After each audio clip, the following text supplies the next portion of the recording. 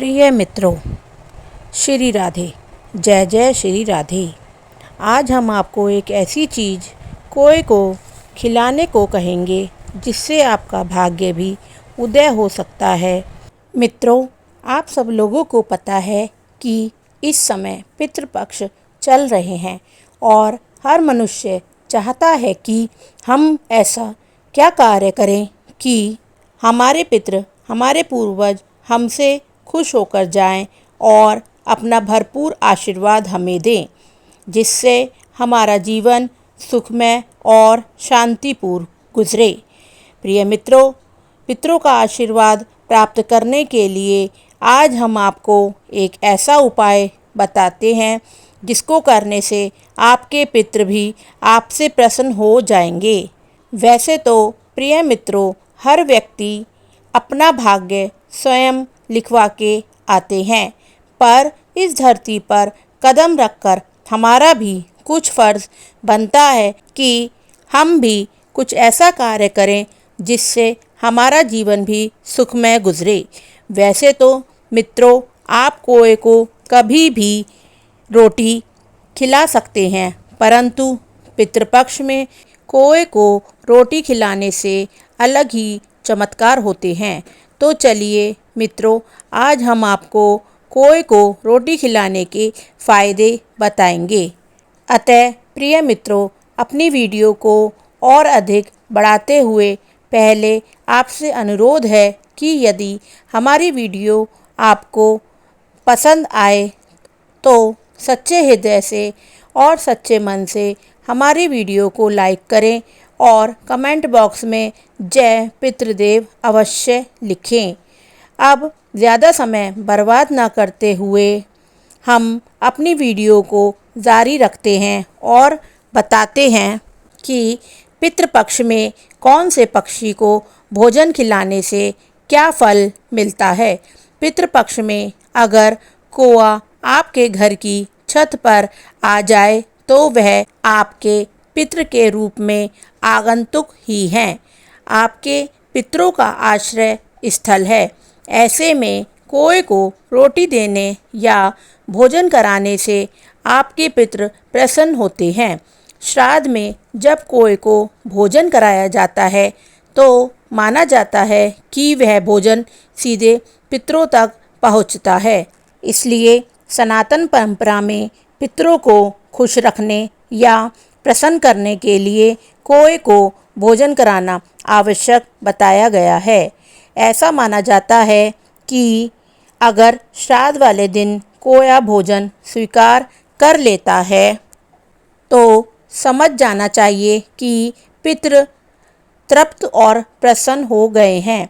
प्रिय मित्रों, पितृपक्ष में कोए का बहुत महत्व है। सनातन धर्मियों के अनुसार कोए को पितृपक्ष में आने पर पितरों का प्रतीक भी कहा जाता है।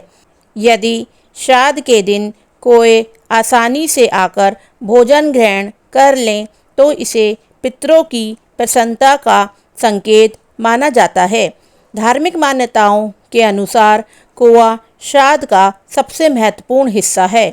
शास्त्रों के अनुसार कौआ पितरों का दूत माना जाता है। श्राद्ध में जब कोए को भोजन कराया जाता है तो माना जाता है कि वह भोजन सीधे पितरों तक पहुंचता है। इसलिए सनातन धर्म में पितरों को प्रसन्न करने के लिए कोए को भोजन कराना आवश्यक होता है। श्राद्ध पक्ष में सबसे पहले कोए को भोजन खिलाया जाता है, क्योंकि उस समय कोए को पितरों का दूत माना जाता है। पितरों की तृप्ति और ऋण उतारने के लिए पितृपक्ष में श्राद्ध कर्म किए जाते हैं।